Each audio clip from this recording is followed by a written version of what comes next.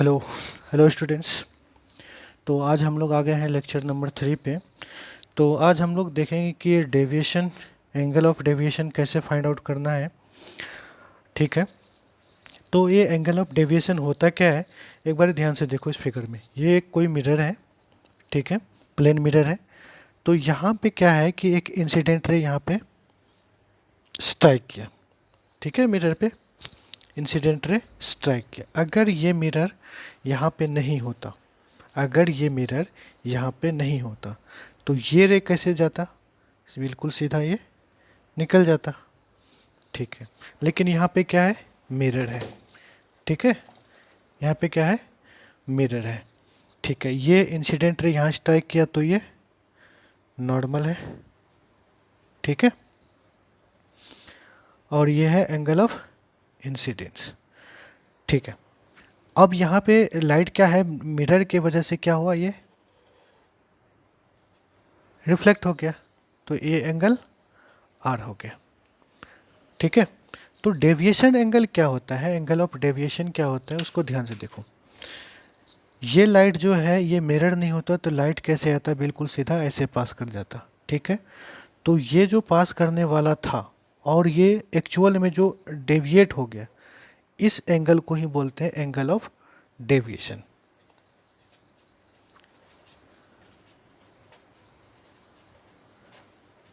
और इसको हम लोग डिनोट करते हैं डेल्टा से। ठीक है, तो इसका हमें वैल्यू कैसे निकालना है। ठीक है, ये कैसे निकालेंगे, इसके लिए फॉर्मूला क्या होगा उसको देखते हैं। देखो, ये जो इंसिडेंट रे, ठीक है, ये इंसिडेंट रे यहाँ से लेके यहाँ तक आ जाओ। ठीक है, ये टोटल क्या है, एक स्ट्रेट लाइन है। ठीक है, ये जो लाइन है पूरा स्ट्रेट लाइन है। तो ये आई है, ये आर है और ये डेल्टा है, एंगल ऑफ डेविएशन है। तो हम लोग क्या लिख सकते हैं, इसको इसको ऐसे लिख सकते हैं, I plus R plus delta is equal to 180 degree. ठीक है, एक स्ट्रेट लाइन क्या होता है, वो 180 डिग्री का एंगल बनाता है। ठीक है, तो यहाँ से लेके यहाँ तक का एंगल कितना हो गया, यहाँ से यहाँ तक का टोटल एंगल 180 डिग्री हो गया। ठीक है, तो अपने को किसका वैल्यू निकालना है, डेल्टा का। तो डेल्टा का वैल्यू क्या हो जाएगा, देखो, delta is equal to 180 degree minus 2i लिख सकते हैं। I is equal to R होता है। ठीक है, ये फिर यहाँ पे आई लिख सकते हैं आर के जगह में, तो आई प्लस आई, 2i प्लस में इधर आया तो माइनस में। ठीक है, ये हो गया एक फार्मूला। अच्छा, दूसरा फार्मूला, इसी चीज़ को ऐसे भी लिख सकते हैं, delta is equal to 180 degree minus 2r। अगर यहाँ पे आई को r लिख दे तो क्या हो जाएगा, 180 डिग्री माइनस 2r। ठीक है, ये हो गया अपना दूसरा फार्मूला।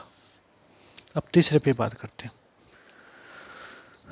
तीसरा फार्मूला क्या हो जाएगा, देखो, अगर ये एंगल हमने थीटा थीटा कंसीडर करा, इस एंगल को हमने थीटा कंसीडर करा, ठीक है, तो फिर क्या हो जाएगा, ये जो एंगल ऑफ इंसिडेंस क्या हो जाएगा, यहाँ से नॉर्मल और रिफ्लेक्टिंग सरफेस टोटल कितना है 90 डिग्री, ये थीटा है, तो ये क्या क्या हो जाएगा 90 माइनस थीटा। ठीक है, angle of incidence 90 minus theta, तो एंगल ऑफ रिफ्लेक्शन भी क्या हो जाएगा 90 माइनस थीटा। तो यहाँ पे 2i जो है, यहाँ पे क्या लिख सकते हैं 90 माइनस थीटा। ठीक है,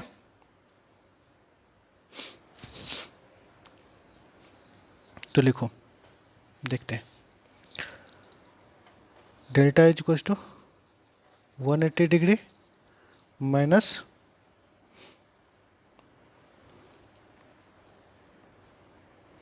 290 माइनस थीटा। ठीक है, तो ये क्या हो जाएगा 180 degree minus 180 degree plus 2 theta. ठीक है, तो ये कैंसिल आउट, तो delta is equal to 2 theta. ठीक है, तो ये अपने पास 3 फार्मूले आ गए एंगल ऑफ डेविएशन को फाइंड आउट करने के लिए। ठीक है, ठीक है। अब इस पे बेस कुछ ऑब्जेक्टिव्स बन सकते हैं, उसको देखते हैं। ठीक है, वो ऑब्जेक्टिव्स क्या हो सकता है इस पे, स्मॉल जो शॉर्ट आंसर वाले क्वेश्चंस आते हैं, तो वो क्या हो सकते हैं उसको देखते हैं। ठीक है, देखो ये रहा, कह रहा है if light ray strike normal to a mirror, या नॉर्मल इंसिडेंस उसी को बोलते हैं, it go back in same path, so what will be the angle of deviation. देखो यहाँ पे देखते हैं, ये कोई मिरर है। ठीक है, ये कोई मिरर है। ठीक है, इस पे नॉर्मल इंसिडेंस हुआ। नॉर्मल इंसिडेंस मतलब ये रहा, नॉर्मल भी यहीं पे और एंगल ऑफ इंसिडेंस भी यहीं पे। तो मतलब नॉर्मल और एंगल ऑफ इंसिडेंस के बीच में कितने एंगल बन रहा है, कितना एंगल बनेगा? दोनों जब एक ही लाइन पे रहेगा तो एंगल कितना बनेगा? जाहिर सी बात है आई इज इक्वल टू 0 डिग्री, और आर भी क्या हो जाएगा, वो भी 0 डिग्री हो जाएगा। ठीक है, तो इस वाले फार्मूले में पुट करके देखते हैं। ठीक है, तो क्या हो जाएगा, delta is equal to 180 degree minus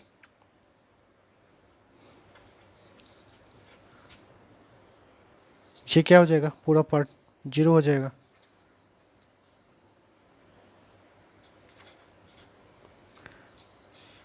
तो यहाँ से हमें एक बात पता चला, जब भी लाइट किसी मिरर पे नॉर्मल इंसिडेंस होगा तो उस पे जो डेविएशन होगा 180 डिग्री का होगा। ठीक है, यहाँ से एक बात याद रखना, जब किसी मिरर पे लाइट अगर इंसिडेंट करा, कितने पे, नॉर्मल हो इंसिडेंस हुआ, तो एंगल ऑफ डेविएशन कितना हो जाएगा, 180 डिग्री, या फिर इसी को बोल सकते हैं पाई बोल सकते हैं, इसी को पाई बोल सकते हैं। ठीक है, यहाँ तक समझ में आया?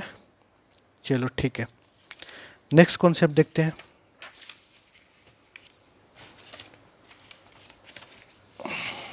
ठीक है, if light ray on grazing incidence in plane mirror, so what will be the angle of deviation. Grazing incidence ये क्या होता है, चलो देखते हैं। ग्रेजिंग इंसिडेंस उसको बोलते हैं, देखो ये कोई एक प्लेन मिरर है।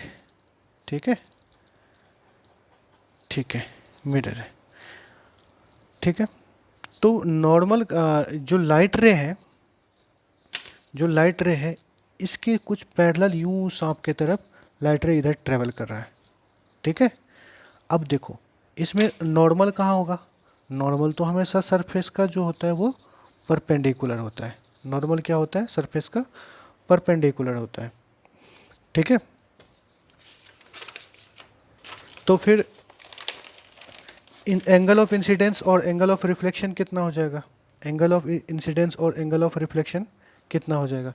तो एंगल ऑफ इंसिडेंस देखो ये तो 90 डिग्री हो रहा है। नॉट एंगल ऑफ इंसिडेंस क्या होता है, इंसिडेंट रे और नॉर्मल के बीच में जो एंगल बनता है वो इसी को बोलते हैं एंगल ऑफ इंसिडेंस। तो यहाँ तो एंगल ऑफ इंसिडेंस कितना है, 90 डिग्री।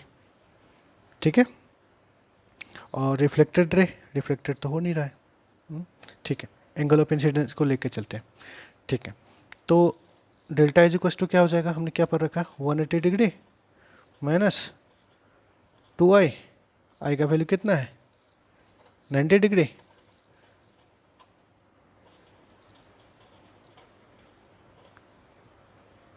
तो क्या हो जाएगा, 180 डिग्री माइनस 180 डिग्री, तो डेल्टा इज इक्वल टू 0। तो मतलब क्या हुआ, जब ग्रेजिंग इंसिडेंस मतलब किसी सरफेस के पैरेलल अगर कोई लाइट पास कर रहा है तो वहाँ पे डेविएशन कितना होगा, 0 डिग्री पे होगा, कोई भी उसमें डेविएशन नहीं होगा। ठीक है, जब कोई ग्रेजिंग इंसिडेंस का मतलब कोई सरफेस का बिल्कुल पैरेलल, ये बिल्कुल जा रहा पैरेलल, तो उसको बोलते हैं ग्रेजिंग इंसिडेंस। ठीक है, और वहाँ पे एंगल ऑफ इंसिडेंस जो है वो कितना है, 90 डिग्री है। हमने देखा, तो वहाँ पे जो एंगल ऑफ डेविएशन निकल के आ रहा है वो कितना आ रहा है, 0 डिग्री। ठीक है, इतनी बातें याद रखना। ठीक है, यहाँ से दो न्यूमेरिकल ऑब्जेक्टिव्स टाइप के क्वेश्चन कई बार पूछ लिए जाते हैं। ठीक है, अब इस पे बेस जो हमने ये कॉन्सेप्ट पढ़ा, इस पे बेस कुछ न्यूमेरिकल देख लेते हैं। ठीक है, क्या क्या न्यूमेरिकल्स बन सकते हैं, कैसे कैसे। ठीक है, ये देखो, ये आ गया हमारे पास न्यूमेरिकल आ गया। ठीक है, ये कोई मिरर है यहाँ पे रखा हुआ। ठीक है, मिरर है, एम है, और ग्लांसिंग एंगल ऑफ इंसिडेंस अपने को दे रखा है 20 डिग्री। ठीक है, तो ये है अपना नॉर्मल एंगल ऑफ इंसिडेंस, कितना हो गया, इनके इनके बीच में 90 डिग्री, ये 20 डिग्री, तो ये 70 डिग्री। ठीक है, आई है ये, और ये आर है। ठीक है, ये भी 70 डिग्री। अगर ये मिरर नहीं होता तो लाइट किधर जाता, इधर जाता। ठीक है, किधर जाता, इधर जाता। तो यहाँ पे एंगल ऑफ डेविएशन कितना है, एंगल ऑफ डेविएशन ये रहा, एंगल ऑफ डेविएशन ये कितना होगा वो हमें फाइंड आउट करना है। ठीक है, अब ये बात भी यहाँ पे एक चीज़ देखने वाली है, ये देखो, ये किधर मुड़ा, ये क्या क्लॉकवाइज है या फिर एंटी क्लॉकवाइज है। तो निडल कैसे चलती, यूँ घूमती है, ये तो ऐसे घूम रहा, तो मतलब ये क्या है, एंटी क्लॉकवाइज डायरेक्शन में मूव कर गया है। ठीक है, तो एंगल ऑफ डेविएशन किस में मूव किया है, एंटी क्लॉकवाइज डायरेक्शन में। ठीक है, चलो यहाँ पे एंगल ऑफ इंसिडेंस कितना है, आई जी इक्वल्स टू कितना है, 70 डिग्री। ठीक है, अपने पास एंगल ऑफ डेविएशन का फॉर्मूला क्या है, 180 degree minus 2i, 180 degree minus 2 into 70, कितना हो गया, 180 डिग्री माइनस 70 इंटू 2 कितना हो गया, 140, तो कितना हो जाएगा, 40 डिग्री।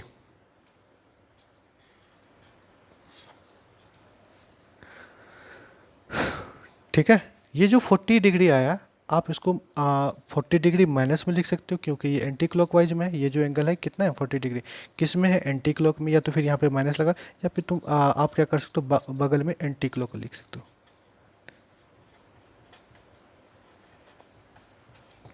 अब पूछेगा सर ये तो आप बता दो कि ये तो एंटी क्लॉक, क्लॉकवाइज में कितना होगा, कोई पूछेगा कि सर हमें एंटी क्लॉक में तो निकालेगा, अगर कोई पूछे कि क्लॉकवाइज में कितना होगा। देखो क्लॉकवाइज में क्या होगा, ये देखो, ये है ना, अगर ये लाइट मिरर नहीं होता यहाँ पे तो ये लाइट ऐसे जाता, तो क्लॉकवाइज क्या होगा, यहाँ से लेकर यहाँ तक का जो एंगल बना वो है क्लॉकवाइज में। तो क्लॉकवाइज में देखो, ये यहाँ से लेकर यहाँ तक, फिर यहाँ तक, टोटल कितना है, टोटल कितना है, 360 डिग्री। एक सर्कल कितना आता है, 360 डिग्री होता है।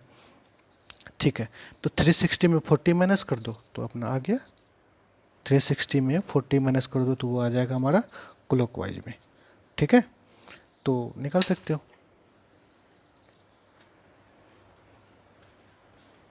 360 minus 40 is equals to 320 degree, ये हो गया क्लॉकवाइज। तो दोनों आंसर सही होगा, आप एंटी क्लॉक में निकालो या फिर क्लॉकवाइज में निकालो, दोनों आंसर सही होगा। ठीक है, तो अगर जब आप एंटी क्लॉकवाइज में निकालोगे, ये नहीं लिखोगे तो आप यहाँ पे माइनस लगाना, अगला समझ जाएगा कि जो आपने निकाला है, आपका जो एंगल है, अगर डेविएशन एंगल, वो एंटी क्लॉकवाइज डायरेक्शन में। ठीक है, एक समझ में आया। ठीक है, चलो इसके दूसरा जो न्यूमेरिकल है वो आपको खुद से करना है, दूसरा जो न्यूमेरिकल है उसको आपको खुद से करना है। ठीक है, ठीक है, अब आपको बोल रहा है कि in given figure find angle of deviation delta clockwise and anti clockwise after reflection. ठीक है, और ये जो ग्लांसिंग एंगल ऑफ इंसिडेंस दे रखा है आपको 45 डिग्री दे रखा है। ठीक है, आप इसको बनाओ और कमेंट में बताओ कि इसका आंसर कितना रहा क्लॉकवाइज में और एंटी क्लॉकवाइज में, और क्वेश्चन नंबर जरूर मेंशन करना कमेंट में। ठीक है, और हम लोग आते हैं क्वेश्चन नंबर 3 पे। जब क्या होगा, यहाँ पे दो अगर मिरर को आपस में ऐड कर दें, ठीक है, दो मिरर को ऐड कर दें तो यहाँ पे अपने को फाइंड आउट करना है कि नेट डेविएशन कितना हुआ। नेट डेविएशन मतलब तो दो बार, जाहिर सी बात है यहाँ पे रिफ्लेक्ट हुआ तो वो दो बार रिफ्लेक्शन होगा यहाँ पे, ठीक है। तो दोनों बार जो रिफ्लेक्शन होने के बाद जो नेट डेविएशन हुआ, टोटल डेविएशन हुआ, वो कितने डिग्री का एंगल हुआ, कितने डिग्री का एंगल बनाएगा, वो हम अपने को फाइंड आउट करना है यहाँ पे, ठीक है। तो देखो ये मिरर है, ठीक है, और ये इंसिडेंस रे है, ठीक है। तो अगर ये मिरर नहीं होता तो लाइट रे कैसे जाता, कुछ ये ऐसे जाता सीधा, ठीक है, यूँ निकल गया। अब ये कहाँ है, ये इंसिडेंट रे और ये नॉर्मल है, तो रिफ्लेक्टर रे क्या हो जाएगा, इस तरह से कुछ आएगा, ठीक है, ठीक है।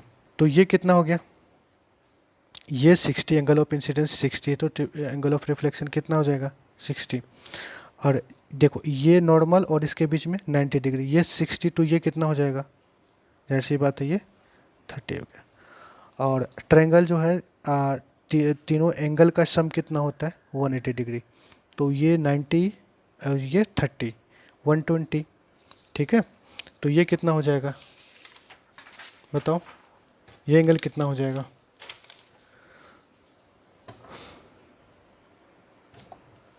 जाहिर सी बात है ये 60 हो जाएगा, ठीक है, ये 60 हो जाएगा। तो यहाँ पे नॉर्मल डालो, यहाँ पे नॉर्मल डालो, ये रहा नॉर्मल। तो इनके और इनके बीच में 90 डिग्री बनेगा, इनके और इनके बीच में दूसरे वाले मिरर और ये नॉर्मल के बीच में 90 डिग्री, ये 60 टू ये 30 डिग्री, ठीक है। और लाइट कुछ इस तरह से पास कर जाएगा, ठीक है। तो यहाँ पे डेविएशन, अच्छा यहाँ पे जो डेविएशन होगा, दो बार डेविएशन हुआ, कितनी बार हुआ, दो बार डेविएशन। पहला डेविएशन देखो, फर्स्ट डेविएशन ये रहा, लाइट अगर ये सीधे जा रहा था लाइट, ठीक है, मिरर आ गया तो डेविएट कर दिया लाइट को, तो ये देखो ये है फर्स्ट डेविएशन Δ1। सेकेंड डेविएशन कौन सा होगा, देखो इस वाले मिरर के लिए इंसिडेंस रे कितना है, नॉर्मल और इंसिडेंट रे के बीच में एंगल ऑफ इंसिडेंस 30 डिग्री, ठीक है। ये नहीं होता, यहाँ पे मिरर नहीं होता तो लाइट यूँ निकल जाता कुछ इस तरह से, ठीक है, इस तरह से निकल जाता। तो लेकिन यहाँ पे मिरर है तो ये कितना हो जाएगा, ये हो जाएगा एंगल ऑफ डेविएशन Δ2, ठीक है। तो दोनों को सॉल्व करो इस आप इसका, ठीक है। तो Δ1 कितना हो जाएगा, देखो Δ1 इज इक्वल टू हो जाता है, अपने पास फॉर्मूला क्या है, 180 डिग्री माइनस 2i, ठीक है, 180 डिग्री। ये मिरर फर्स्ट के लिए हम लोग निकाल रहे हैं Δ1, ठीक है। तो यहाँ पे एंगल ऑफ इंसिडेंस कितना है, यही है ना 60 डिग्री, तो 2 इंटू 60, आई के जगह में हम लोग 60 डिग्री रखेंगे। तो Δ1 60 इंटू 2 120 हो जाएगा, 180 डिग्री 120। अच्छा एक बात बताओ, ये जो मूव किया है, ये जो मूव किया है क्लॉकवाइज है या फिर एंटी क्लॉकवाइज, यहाँ से देखो, यहाँ से देखो ये क्या है, क्लॉकवाइज, किधर मूव करा है, क्लॉकवाइज डायरेक्शन में मूव करा है, ठीक है। यहाँ पे आते हैं, 180 डिग्री में से 120 माइनस कर दिया तो क्या बचा, Δ1 60 डिग्री, कौन सा है, क्लॉकवाइज है, ठीक है। Δ1 अपना निकल के आ गया है 60 डिग्री क्लॉकवाइज, ठीक है। अब Δ2 निकालते हैं, Δ2 इज इक्वल टू क्या हो जाएगा, 180 डिग्री माइनस 2i। यहाँ पे एंगल ऑफ इंसिडेंस कितना है, 30 डिग्री, कितना है 30 डिग्री, तो सीधा पुट करते हैं 180 डिग्री माइनस 30 इंटू 2 60 डिग्री, तो Δ2 कितना हो जाएगा, Δ2 कितना हो जाएगा 120 डिग्री। अब से यहाँ पे भी देखो, यहाँ पे क्या है, क्लॉकवाइज, ये भी क्या है क्लॉकवाइज है, और ये भी क्या है क्लॉकवाइज मूव का है, तो ये भी अपना कितना आ जाएगा, क्लॉकवाइज आ गया, देखो दोनों क्या है क्लॉकवाइज में, अगर एक क्लॉकवाइज आता और एक एंटी क्लॉकवाइज तो वहाँ पे हम लोग माइनस करते हैं, और यहाँ पे हमारा दोनों क्लॉकवाइज है तो हम लोग क्या करेंगे, सिंपली ऐड करेंगे। ठीक है, तो हम यहाँ से दोनों हमारा नेट डेविएशन निकल जाएगा।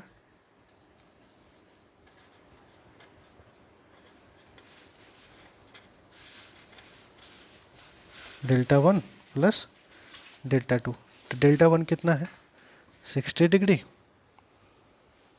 और प्लस 120 डिग्री, दोनों को ऐड कर दो 180 डिग्री।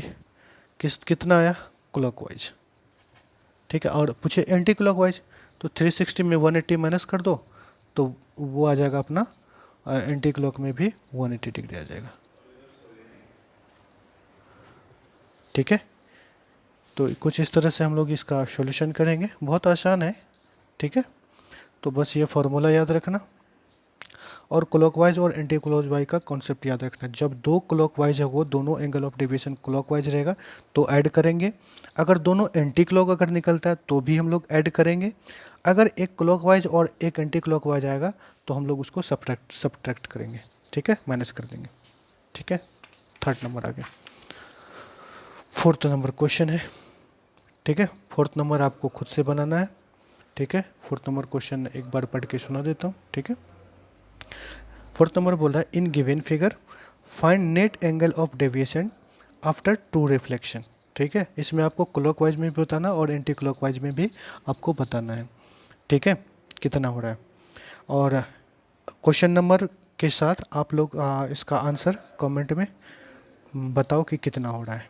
ठीक है, कमेंट करो। ठीक है, फिफ्थ नंबर पे चलते हैं हम लोग सीधा, फिफ्थ नंबर पे चलते हैं। ठीक है, देखो फिफ्थ नंबर में क्या बोल रहे हैं अपने को,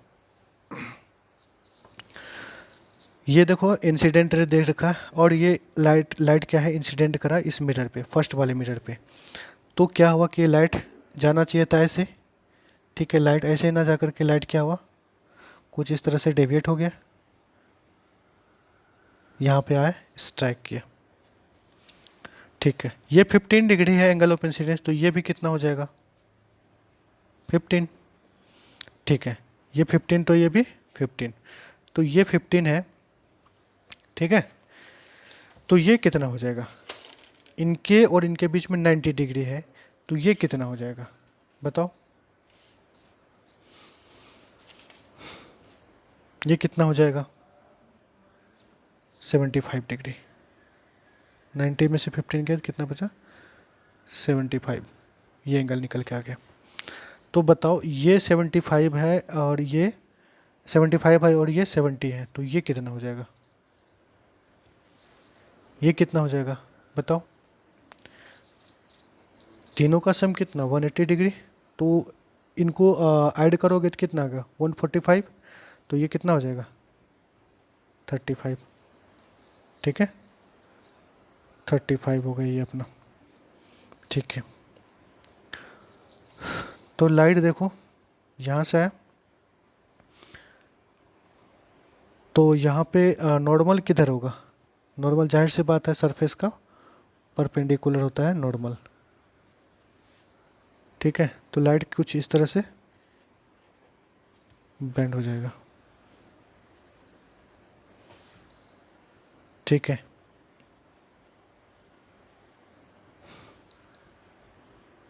थोड़ा सा टेढ़ा हो गया, कोई बात नहीं। तो हमें एंगल ऑफ इंसिडेंस बताना है कि ये कितना हुआ नॉर्मल और इंसिडेंट रे के बीच। तो इनके और इनके बीच में देखो ये और ये है ना ऐसा 90 डिग्री बन रहा है, तो ये 35 है, तो ये कितना हो जाएगा 55। एंगल ऑफ इंसिडेंस कितना हो जाएगा 55। ठीक है, तो ये भी कितना हो जाएगा 55। ठीक है, तो इसके लिए एंगल ऑफ इंसिडेंस 15 डिग्री और इसके लिए 55 डिग्री। ठीक है, मिरर 2 के लिए। ठीक है, चलो हम लोग निकालते हैं अब एंगल ऑफ डेविएशन। ठीक है, डेल्टा वन इक्वस टू हो जाएगा 180 डिग्री, 180 डिग्री माइनस 2i, तो delta one is equals to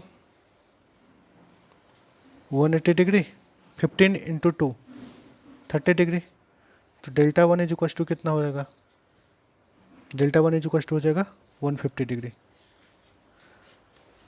देखो क्लॉकवाइज या फिर एंटी क्लॉकवाइज, ये रहा, यहाँ से जो जाने वाला था ये वाले लेंगे, और एक्चुअली ये रहा, तो ये रहा डेल्टा 1। डेल्टा 1 किस में है? क्लॉकवाइज में, तो लिखो क्लॉकवाइज। ठीक है, डेल्टा 2 निकालते हैं। तो डेल्टा 2 के लिए 180 डिग्री माइनस 2i, 2 इंटू 55, जो ये वाला एंगल निकला है, एंगल ऑफ इंसिडेंस कितना निकला है? 55 डिग्री। तो क्या हो जाएगा? डेल्टा 2 180 डिग्री माइनस, इसको माइनस करो, 55 इंटू 2 कितना हो जाएगा? ठीक है, 110 डिग्री। तो ये कितना हो जाएगा? Delta 2 70 degree. अच्छा, ये लाइट जो है ऐसे जा रहा था, ठीक है, इस तरह से, और कितना किधर मूव करा है? डेल्टा 2 ये क्लॉकवाइज में मूव करा है। यहाँ भी ये क्लॉकवाइज है और यहाँ भी क्लॉकवाइज है, तो यहाँ भी लिखो क्लॉकवाइज। तो नेट डेविएशन कितना हो जाएगा? Net deviation delta is equal to delta 1 plus delta 2, तो कितना होगा? 150 प्लस 70 डिग्री। ऐड करो दोनों को, कितना हो जाएगा? 220 डिग्री। किस में है? क्लॉकवाइज में।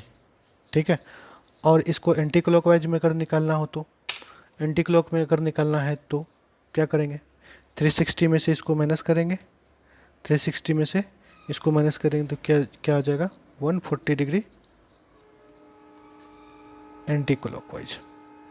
ठीक है, तो इस तरह से हम लोग इस तरह के न्यूमेरिकल को सॉल्व करते हैं, बहुत आसान है। ठीक है, अगर फार्मूला याद है तो कोई दिक्कत नहीं। और हाँ, एक बात याद रखना, क्लॉकवाइज और एंटी क्लॉकवाइज में कैसे हमें कंसिडर करना है, किधर होना चाहिए क्लॉकवाइज, किधर एंटी क्लॉकवाइज। तो ठीक है, अगर आप लोगों को समझ आएगा तो बहुत बहुत धन्यवाद, बहुत आसान था ये। ठीक है, तो अब नेक्स्ट लेक्चर से हम लोग थोड़ा सा और थ्योरी पार्ट को देखेंगे। ठीक है, चलो जल्दी जल्दी से जो आप लोगों को होमवर्क मिला है इसका सॉल्यूशन करो। ठीक है।